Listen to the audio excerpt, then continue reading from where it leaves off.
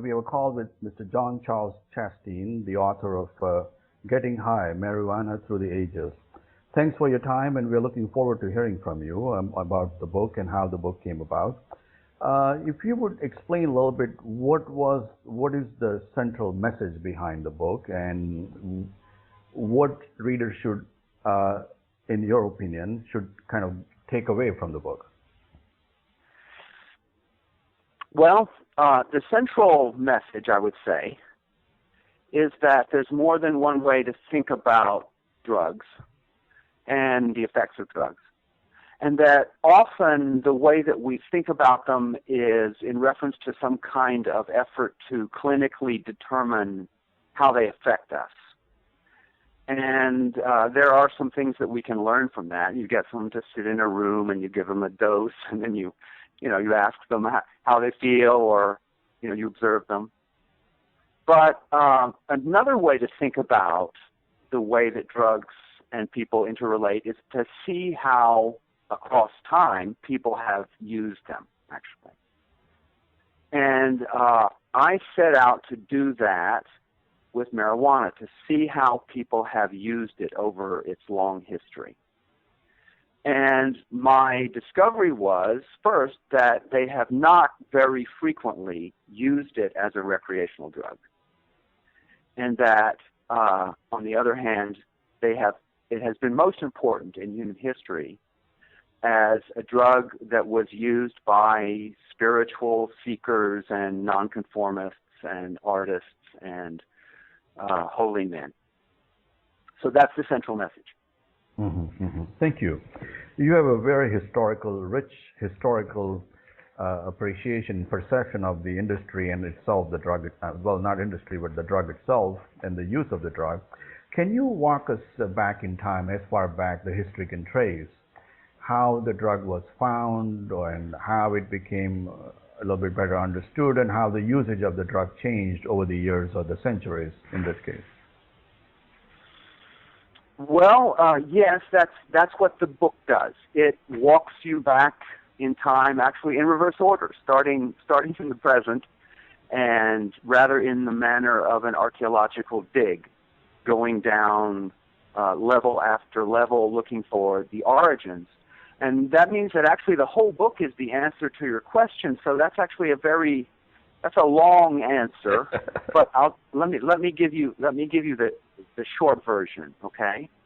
And I will give it in chronological order, and that is that the plant originated in Central Asia, and from there it was taken up by people who lived on the steppe, the great plains, semi-arid plains that run from Europe to Mongolia.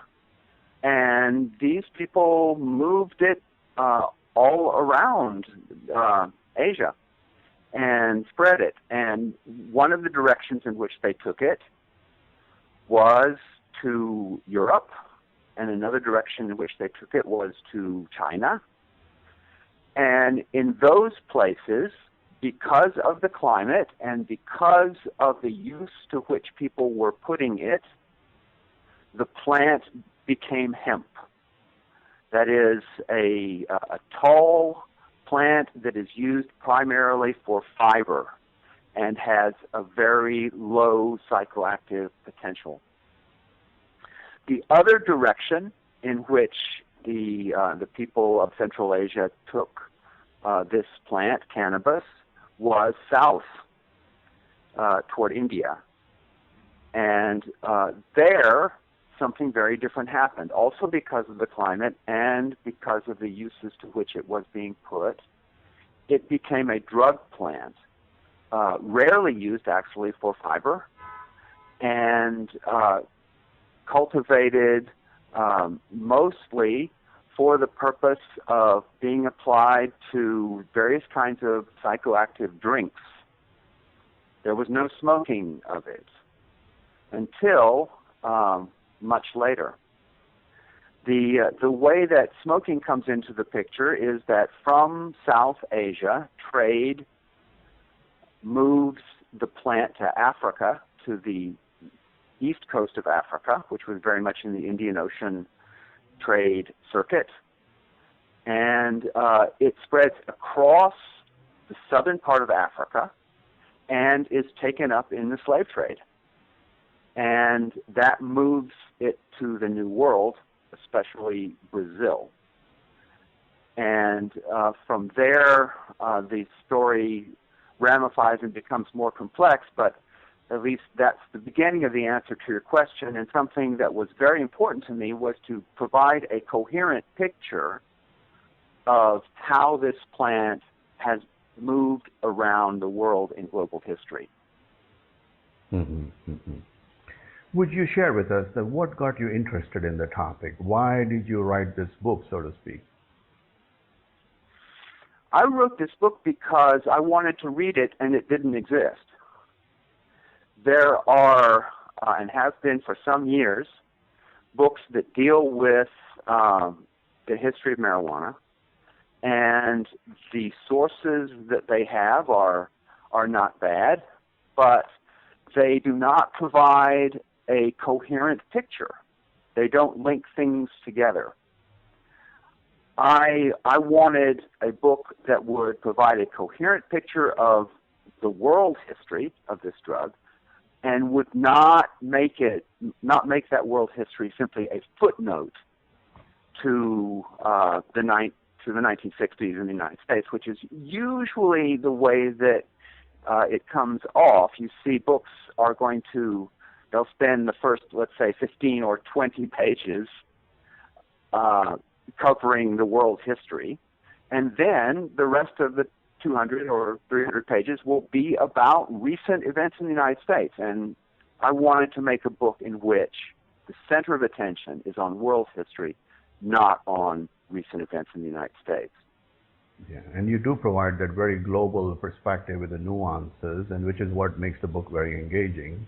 Would you like to go in the order of the chapters, or you would rather go in the evolution of how the plant started out and how it became very popular or more available across the world? Which way would you like to prefer going forward in our discussion? Whatever is easier for you. Well, I think a good place to start would be by focusing on the chapter on Latin America, which is is chapter 3, because chapter 1 is basically an introduction to the botany of the plant and thinking about drug history. Chapter 2 is about the United States in the 20th century, and that's a very well-known story. It's not a story that I feel is urgent for me to tell, because it has actually been told a number of times, although if you want to ask particular questions about it, then obviously I want to answer them. But chapter 3, which deals especially with Latin America, is what I consider to be the most important contribution to the general understanding of things. And that's because Latin America is often visioned as the source of marijuana, and because the drug trade in our current century and the last part of the 20th century has been very much coming from Latin America to the United States. And so it's natural that people should think of Latin America as where it's coming from. However, very surprisingly to me, marijuana has a very slight history in Latin America. In fact, there are very few countries in Latin America where marijuana existed before it existed in the United States. It is actually the trade itself that has made the drug important in Latin America. And so what I do is I look country by country, and the only countries that have a very substantial history of marijuana, that is at least 100 years of that history, are Mexico, Jamaica, and Brazil. You might have noticed that I've left out Colombia. Mm-hmm. Colombia actually has a history with the drug which is shorter than the history in the United States. In Colombia, the first signs of people smoking marijuana occur only in the 1920s. So that is actually typical of most countries in Latin America. Now, the exceptions are the ones I mentioned. Mexico is the one that is most closely related to the United States, and it also involves a very important mystery that has been clarified by Isaac Campos. This is a researcher who works on these matters in an academic vein, and he does good work, and his book is my major source on this. In Mexico, the nature of the mystery is that the only record we have, and we do have record, of the cannabis plant arriving in Mexico involves European hemp, which was brought by the Spaniards themselves. Mm-hmm. A man who arrived with Cortés and was one of his conquistadors planted hemp and got a number of the Indians who were forced to labor for him planting hemp. And hemp was planted in the New World by countries such as Spain or Portugal or England because hemp was such an important material for sailing ships.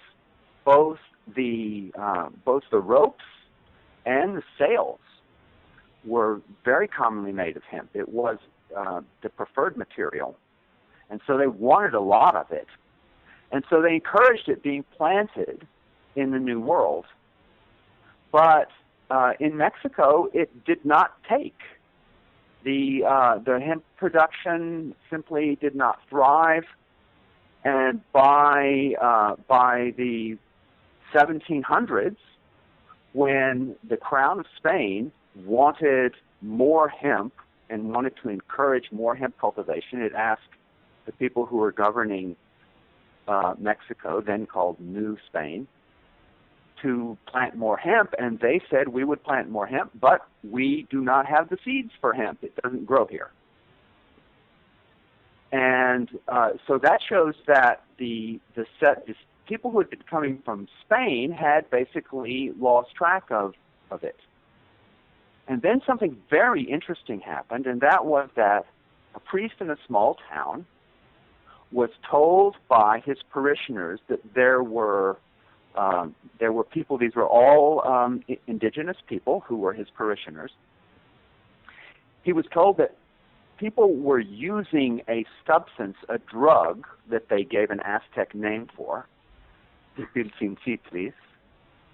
divine the future.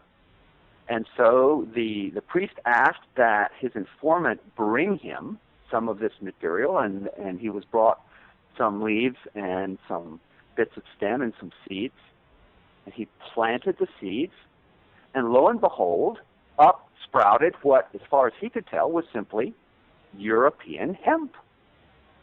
But clearly the indigenous people were using it, they had preserved it, while the others had simply lost track of it, and they were using it evidently psychoactively as a drug. So this poses the very important question: if European hemp could not be used as a drug, then what had happened? Now, what seems to have happened is that the indigenous people had selectively cultivated this plant over a period of 150 to 200 years, and they had selectively cultivated it to enhance its psychoactive powers. The indigenous people of Mexico are some of the world's best botanists. They have, this is a true hotspot of the creation of world agriculture. And so it's actually not surprising that these people may have been able to do this, especially because among the plants that are cultivated and used in Mexico are very many plants that are hallucinogenic. It's quite unusual in the world. That is, there are far more hallucinogenic plants in the New World than in the Old World.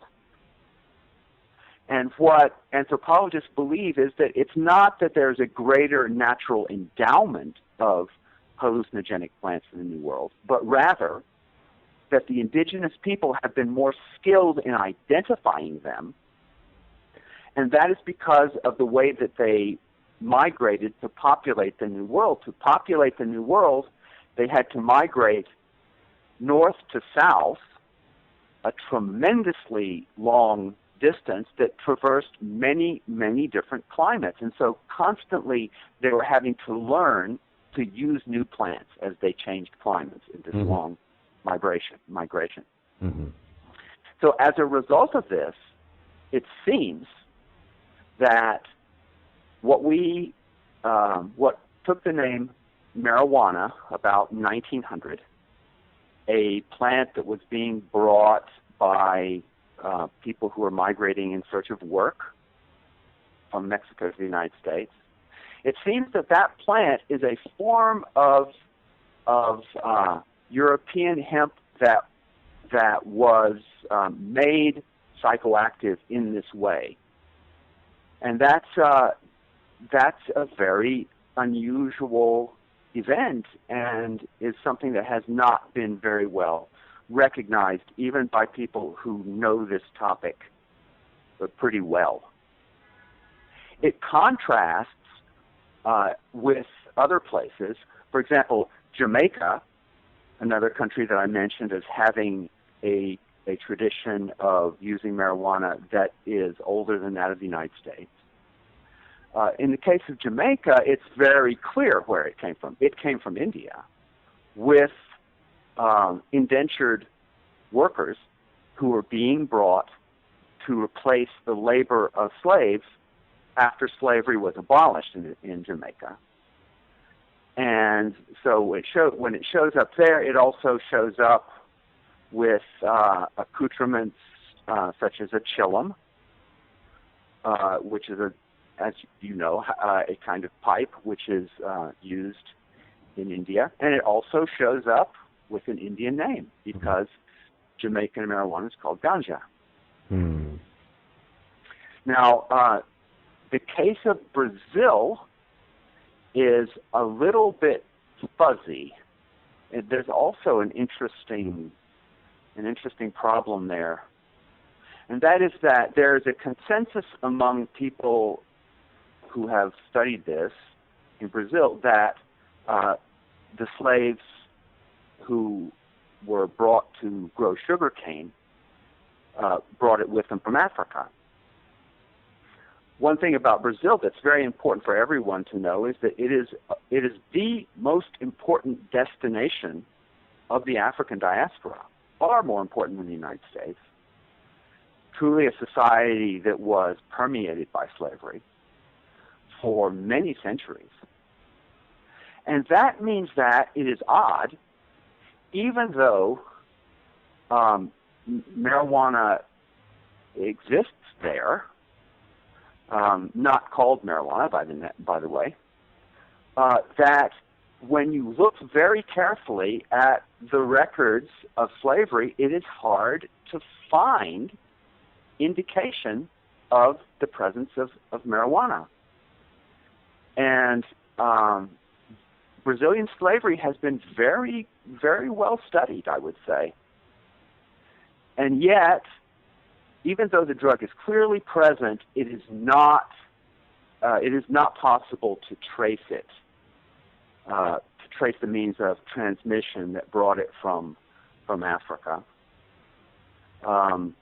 There are legends, and as well, you can logically say that seeds are small and they could easily have been brought by people even under the horrendous conditions of the slave trade.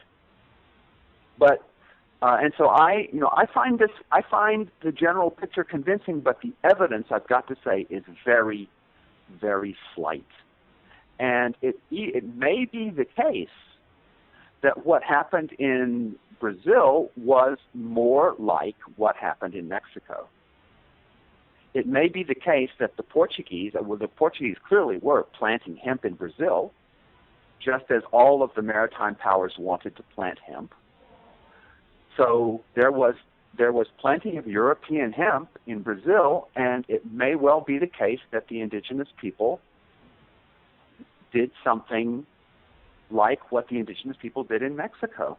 But in Mexico, we have something like a smoking gun in the case of the priest that I mentioned and his discovery that the indigenous people were using was clearly hemp or clearly cannabis that seemed to have been brought from Europe, and it had become a drug.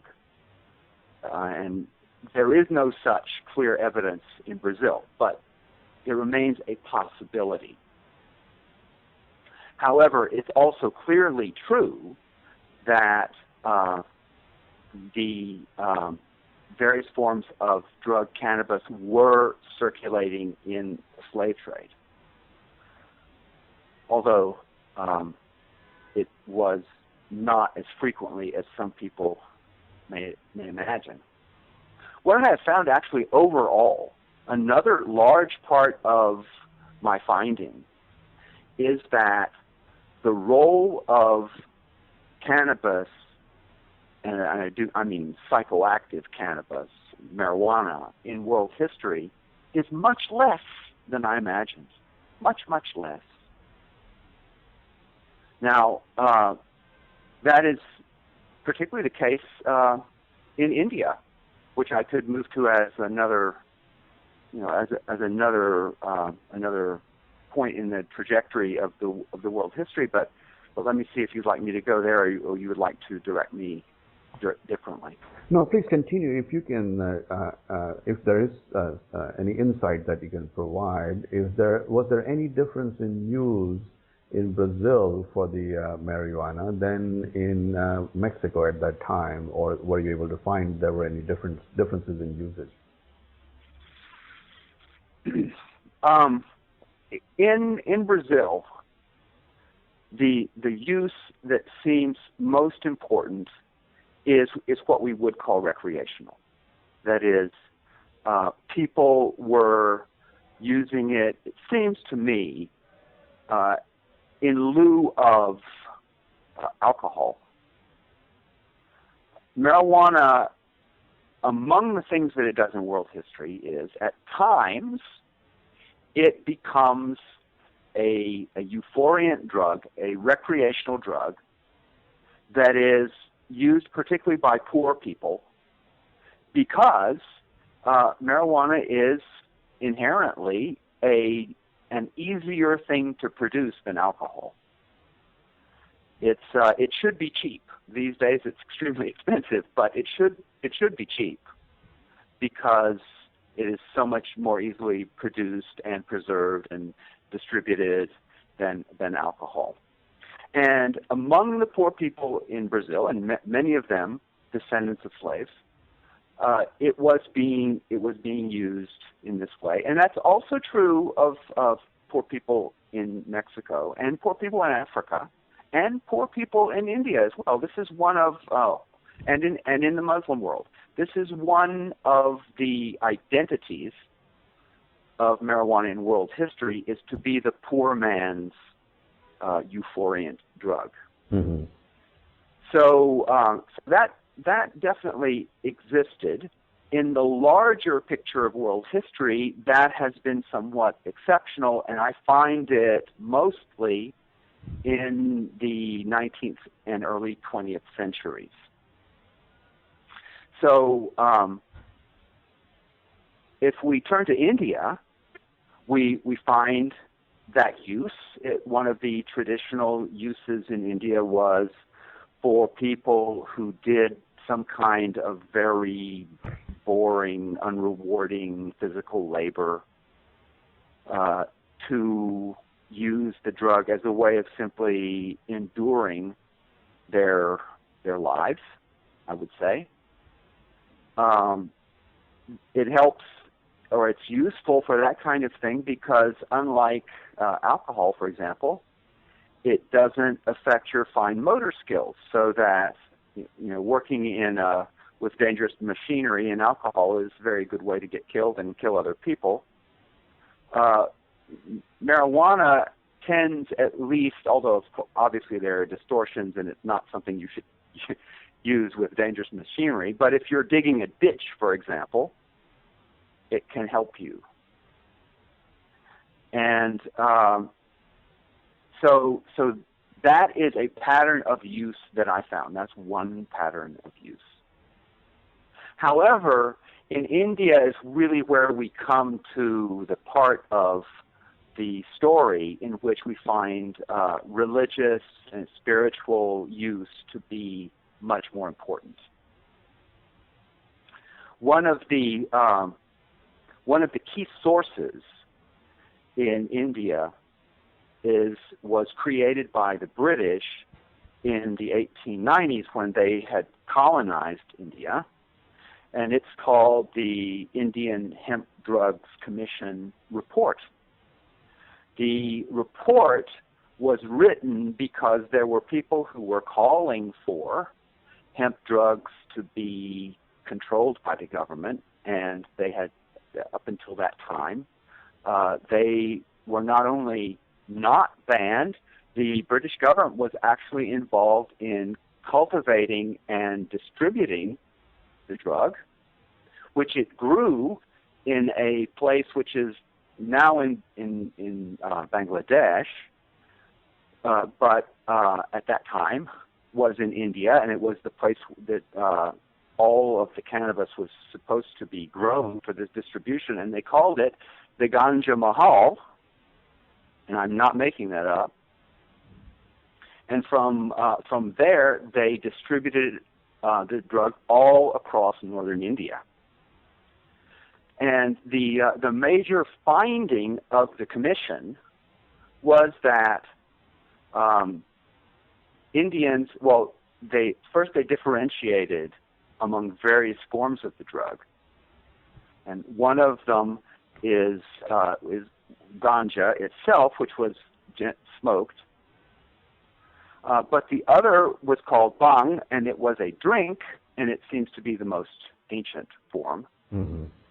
And the hemp Hemp Drugs Commission, which operated for several years and collected hundreds and hundreds of interviews and very considerable evidence, it decided that overall there was no reason to ban these drugs, that they were not causing harm, and most people would consider it an improper interference with local customs if they were banned. And that conclusion is very often cited by people who look at in fact, it is the most important or most frequent lesson that is taken from the report in most of the sources that I read. They say, and after this, this is probably the largest study of the social use of the drug that was ever done, and it found that it was not harmful, and the result was that it was not made illegal. But in fact, that reading of this report leaves out some very important things that could be learned from it. And so what I learned from it, in addition, was that the use was, course, it was profitable to the British. That is clearly one of the reasons why they were not inclined to ban it. But beyond that, what their very careful records show, these are records of distribution and sale over, by locality over a period of years, and they show that the use was, especially of ganja, that the use was actually much, much smaller than that you might imagine. Something in Bengal, they said it was something like 1 in 50 adult males. Now, these people were serious drug users, I would say, and many of them were holy men. Mm-hmm. Holy men, babas, sadhus, used it especially because it was cheap. I mean, they're people who live by begging, and this is cheap and it's portable, and they had been using it apparently for several thousand years. In addition, so there's a very different profile between them on the one hand and the drinkers of bhang. Bhang, which seems to be the most ancient kind of use in India, mm-hmm. is produced seasonally. That is, there's several festivals in which everyone drinks it, and I'm using everyone loosely, but it's actually not everyone. It's men far more than women, for example. But the bhang is drunk in communities, so that in villages, in the right time of year, there will be a case. There will be a moment when in the houses of many, many people, bhang is being made, and you go to their house and you're supposed to try their bhang, and that is. And it's general, but it's seasonal. You might do it in that festival, and then not again until next year. Now, so that is very different from the ganja, and it involves with the ganja being much more intense use by a relatively tiny group of people.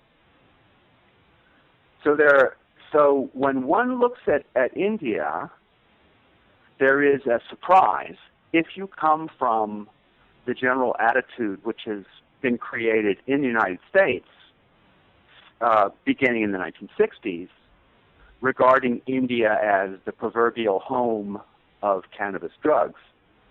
And people describing India, Allen Ginsberg, for example, could say of India, oh, well, it's no big deal, it's their wine. But what I discovered is that that's absolutely not true. That wine can't be, cannabis drugs can't be the wine of India because wine is. And when one looks back in ancient Indian history, wine is always much more important than cannabis drugs as the euphoriant that's used by people of means and anybody who can get it. And the representations of ganja normally show ganja being used by an itinerant holy man who is living in the wilderness. So it creates a very different picture from what one expects. And what it comes down to is that when you look at the world as a whole and the history of cannabis drugs as a whole, what is very impressive is how little it competes with alcohol overall as a recreational drug. Mm-hmm. How much one finds alcohol is the recreational drug of choice of human history. And how much in that picture cannabis has a different profile. First, much, much less than alcohol. Second, used as a recreational drug, usually by poor people who have a hard time affording alcohol, and finally used preferentially by people who are looking for something rather different than alcohol provides, and that is a stimulant to their imagination, I guess, is the way to say it, that has some hallucinogenic properties which alcohol does not have. I think it's that is the crucial difference. Marijuana has euphoriant properties, which alcohol also has, and yet the euphoriant properties of marijuana are less. And marijuana has hallucinogenic properties that alcohol does not have. And I think it's the hallucinogenic properties that have made it something that is sought out by people who are trying to stimulate their creativity or their ability to imagine the presence of divinity. Mm-hmm. Mm-hmm. We are going through a 4,000-year history of spanning over many centuries, where the ancient fiber became the modern hallucinogen.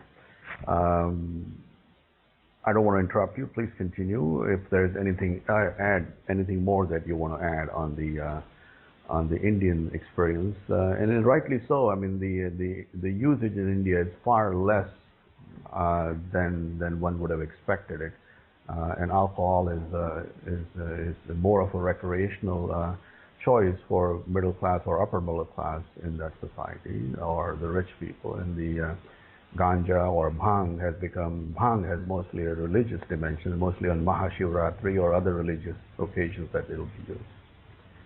Yeah. Thank you. This is your testimony as a person who knows India in the current day. So it is not only is this true historically, it's true today as well. Yes.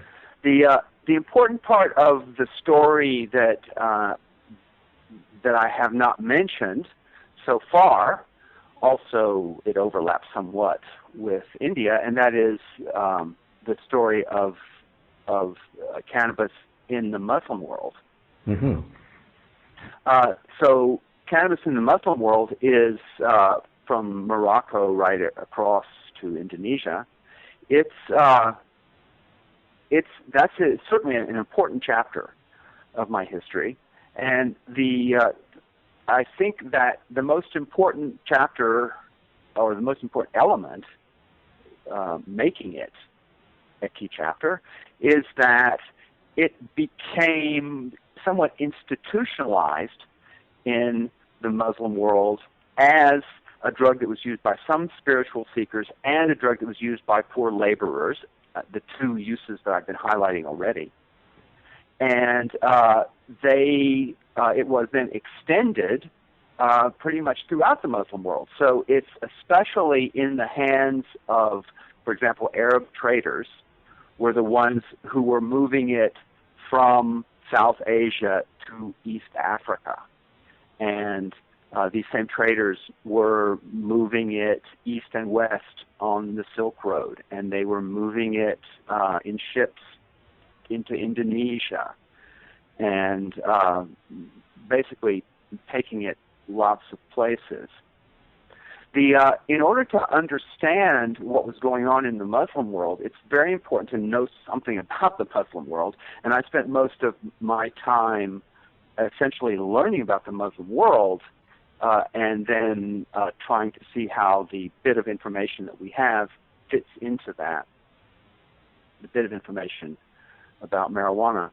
So one has to learn, for example, that Sunni Islam, which is the most important current, religious current in the Muslim world, it is very, very oriented towards the rules by which the rules that one should follow in order to live a godly existence on earth. And so these rules rule out lots of activities. Among them, it's very well known, drinking wine. And so one of the things that has given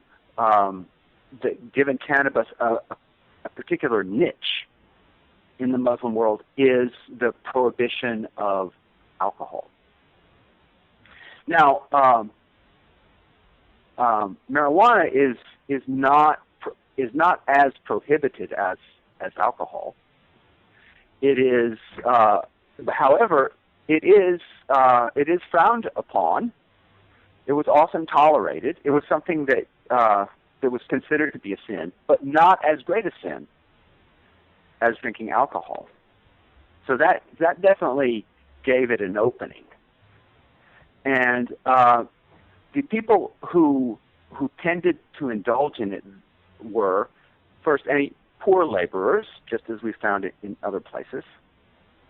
But among religious people, it was especially the people called Sufis, who take a different approach to religion.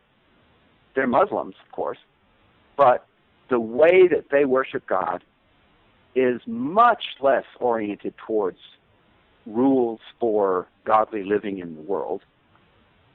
In fact, for the most part, what the Sufis would like to do is withdraw from the world.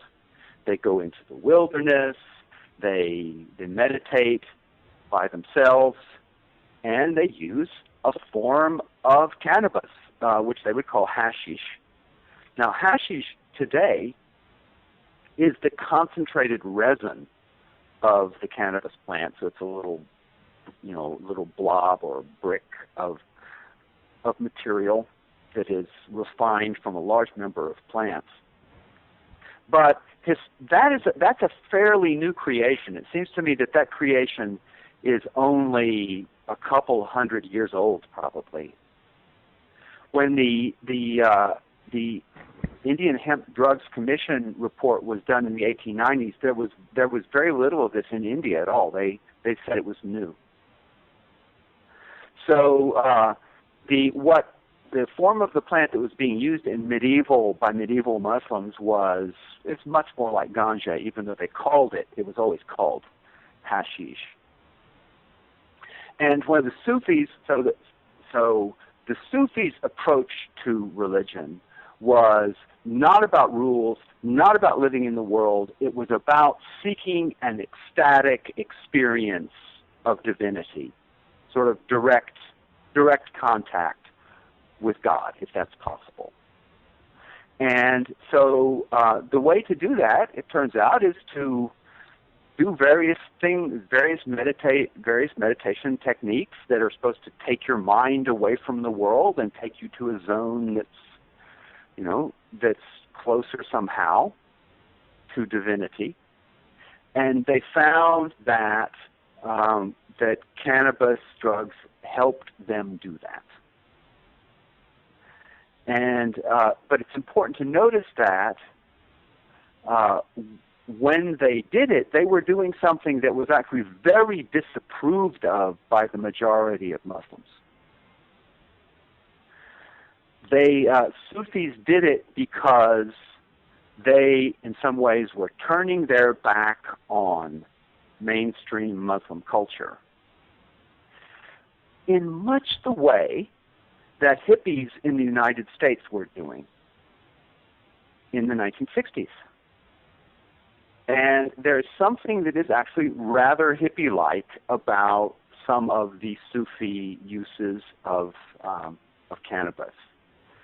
They, among the things that Sufis did, for example, was they would dress outrageously. Mm-hmm. Now, this in their case often involved actually wearing very few clothes at all, which is, of course, in the Muslim world is quite outrageous. Mm-hmm. It's outrageous in most societies where people wear a lot of clothes. They would now, and here I'm talking not about all Sufis, but about certain Sufis who were, in some ways, the clearest example of what I'm talking about, often called dervishes. The dervishes would another thing they did, which was outrageous, is that they would shave their beards. You know, in these societies, men were expected to wear a beard, and so Sufis would shave their beard off, and in fact, they would shave their whole heads. They would shave their eyebrows. They were in your face, clean shaven, in a way that is amusingly the same, but also opposite to hippies who were in your face, you know, bearded and hairy, doing the opposite. Because in the 20th century United States, a clean-cut young man should be clean-shaven and have a nice short haircut. And for Sufis, particularly dervishes, they used music and dance in their religious rites, in a way that most mainstream Muslims do not do. So there are many things about them that seem to be clearly an effort to place themselves on the margin of Muslim society, to withdraw from it, and to exist on its margin. So the case of the Muslim world overall confirms the basic patterns that I've already described to you. I can say actually that in everything that I studied, I found not one single example in all of global history of a major society in which cannabis drugs were the euphoriant of choice, generally used by everyone and preferred. That simply, as far as I can tell, has never existed in world history.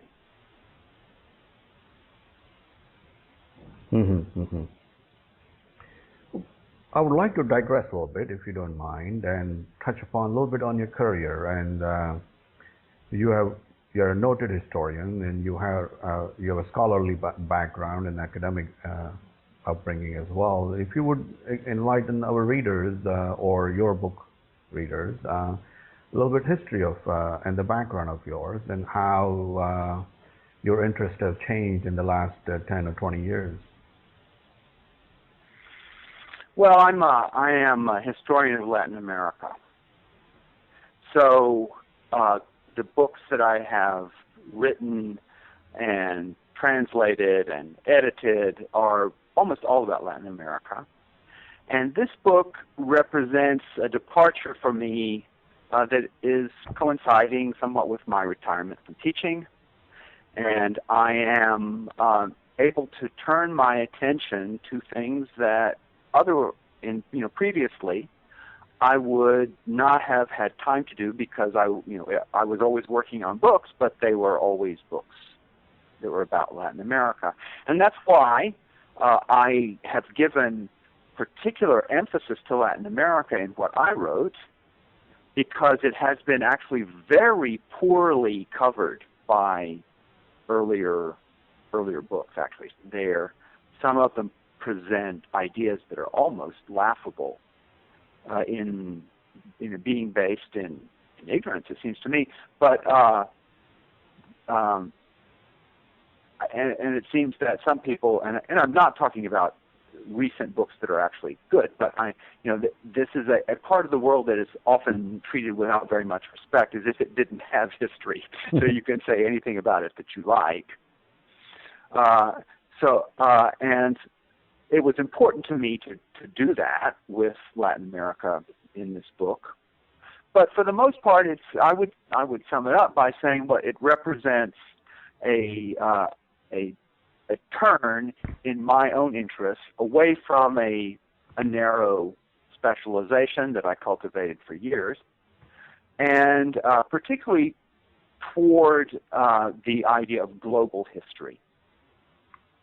I had entitled this book A Short Global History of Marijuana, which is a title that didn't survive, but I wanted to emphasize the idea of global history because global history means something. Among among historians these days, some are being trained for the first time to be globalist historians. And that means it's not the same as the idea of somehow knowing the history of everything. I mean, global history is not simply the sum of all of our other histories put together, which would be, of course, totally unmanageable and, not a practical undertaking. Rather, global history tries to look at those patterns which make the history of the whole world intelligible and bind it together. So, for example, processes that have occurred everywhere, such as the domestication of plants and the creation of agriculture, or the creation of the state, nationalism, those kinds of things. And even more particularly, global history focuses on various kinds of connections, the ways that cultural ideas have circulated around the world, and that very particularly is something that I wanted to do. So I was moving away from Latin American history toward the idea of global history. Mm-hmm. And you're currently based in North Carolina, Chapel Hill, North Carolina? That's right, yes. That's pretty much where I've always been. That's where I'm from. Mm-hmm. Mm-hmm. We are fast approaching the time that I was given. So what I would like to do is, in these few minutes we have, would you highlight some of the other important issues related to this drug or plant as it comes, other than biological or pharmaceutical? But there's also a legal dimension now, there's a political dimension now, and there's also a global movement, so to speak, along those lines. Are there any current developments that you think that most people may have missed it or may not be aware of? Well, the one that I would like to highlight is involves the South American country, which in English people tend to call Uruguay. It's called Uruguay in Spanish, and it is a country that has several times in its history done some very innovative things. The Uruguayans were the first, to my knowledge, in the Western Hemisphere to create the kind of comprehensive social network that we associate with very advanced countries these days, which they did in the first decade or the second decade of the 20th century. And more recently, that in just the last few years, Uruguay has been a world leader in the legalization of marijuana. And they're a leader because what they have done is not merely decriminalize it and not merely make its use legal, because they have reasoned if the use is legal and the supply is not legal, if the supply is still coming from where it has always come from, that is from criminal networks, the trade, right, the traffic, then it will simply fuel that traffic and the violence that goes with it. It's the drug traffic, not the drug, that has created such terrible violence. And so what they have done in Uruguay is say that we will really not achieve our goal of eliminating social harms that are associated with this drug unless we find a way that it can be legally provided to people who are using it legally. And so the government of Uruguay has undertaken actually to cultivate the drug and to supply it to pharmacies where it will be available by prescription. And that's gone beyond what's happened anywhere else in the world in terms of government initiatives to make sure that the criminal potential of the trade is held at the minimum possible level. Mm-hmm. So that's something that I think that very few people in the United States have heard of at all. It is the leading edge of what is a general movement towards decriminalization and legalization in Latin America as a whole. The usage of the plant in various forms, your chronicle didn't explain it in greater detail. Are there any other usages of the plant other than recreational drug or other than being a hemp? Or are there any? Has modern technology found other ways to use this plant? Well, hemp is an extraordinarily versatile and useful fiber. So uses have never lacked for that. It has been hard to mechanize. It's a bit hard to mechanize the harvest of it. It's a bit hard to mechanize the use of the fiber, but the fiber is excellent and one of the longest fibers in the world.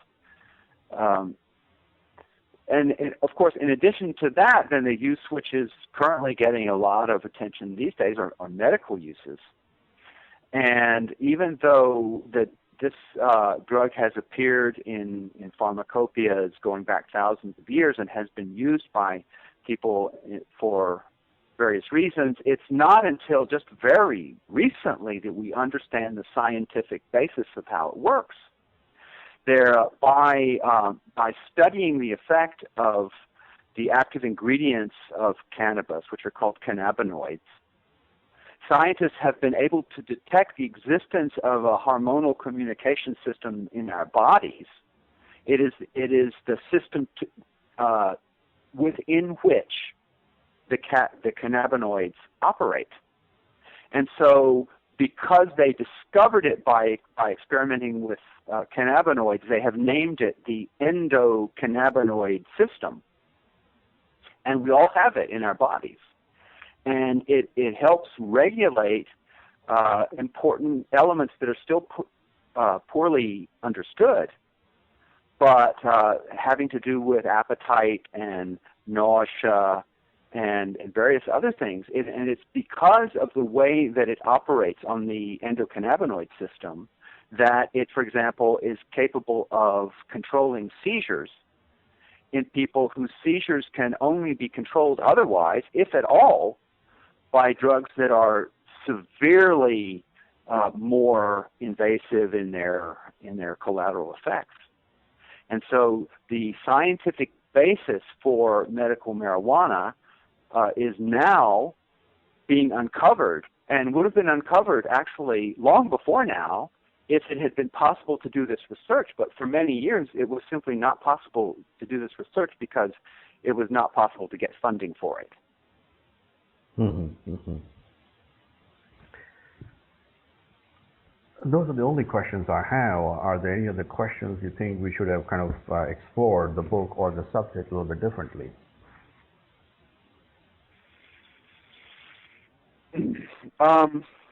I spend a lot of time in the book teasing out the relationship between various kinds of cannabis crops, especially between hemp and drug cannabis, because there's been a lot of confusion about that, and it's still something which is not completely understood.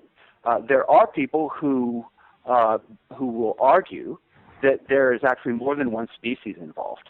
Mm-hmm. My view is that there's just one species, but that it's a highly variable species. The reason that I say that there's just one species is that you get any kind of cannabis plants close to each other and they will immediately cross-pollinate. And what they cross-pollinate will be completely viable. There's just no, if a species is defined as a population that is collectively involved in reproducing itself, then cannabis is one species. But the different ways of cultivating it turn it into extremely different expressions of that one species. But the impulse, that is, the impulse of the differentiation comes from the cultivation itself. When farmers, over a period of a long time, select cannabis plants for their fiber qualities, then it will become hemp. When they select plants for their drug qualities, then it will become marijuana, which is apparently what the indigenous people had done in Mexico. So this is a rather complex matter, but it's very important in world history because but the difference between hemp and marijuana is actually a very big difference. You know, hemp will not get you high, and furthermore, marijuana does not have very good fibers in it. So their uses, their applications are absolutely contrasting. Even though, at bottom, I would argue this is simply one species in two very different expressions that have been brought out by systematic cultivation. Mm-hmm. How was the research process? Was it very hard and difficult to weave the whole story together? Where did your research take you in unearthing evidence? As you said, sometimes the evidence has been very slight, even though there has been smoking guns. The evidence is a great challenge for this project. Evidence is a great challenge always for global history, because if you're trying to look at the whole world, you're pretty much limited to published sources. You can't go into 50 archives, because 50 archives is simply not enough to cover the world. So you've got to draw on work that has already been done, and you've got to synthesize a literature in world history for the most part, and then drill down on certain matters. And the literature on this drug is very sparse. I'm sure more of it exists in English than any other language. But still, there is a general corpus of published stuff that has been around for several decades. And I think that often it has not been very well interpreted. But I did not add to that corpus of materials. I think I did a better job of weaving it together. And I filled in a few blanks that definitely did exist. That is, the discussion of Latin America, for example, has generally been very poor. And I also got, I believe, a good bit more out of the Indian Hemp Drugs Commission report than had been done before, as well as other classic sources. I mean, one of the most important sources to use to talk about cannabis drugs and the people of the steppes is Herodotus. So this is a source. This is a source that has been around for a very long time. It's a matter of reading it carefully, and I think I was able to draw things from my reading of Herodotus that simply people had not noticed, just by reading a little bit more broadly and putting it in the hemispheric, or actually in the historical context in which it belongs. Mm-hmm. But overall, this book is not an exercise in revealing new information. It's an exercise in, I think, better interpreting information that has been available for some time. Mm-hmm. Mm-hmm. Thank you very much for your comments on your time, and it's been enjoyable and very illuminating on understanding how the fiber of 4,000 years has traveled around the world and has found many uses and still continues to be controversial today, but at least in this part of the world. Thank you very much. Well, I very much appreciate your interest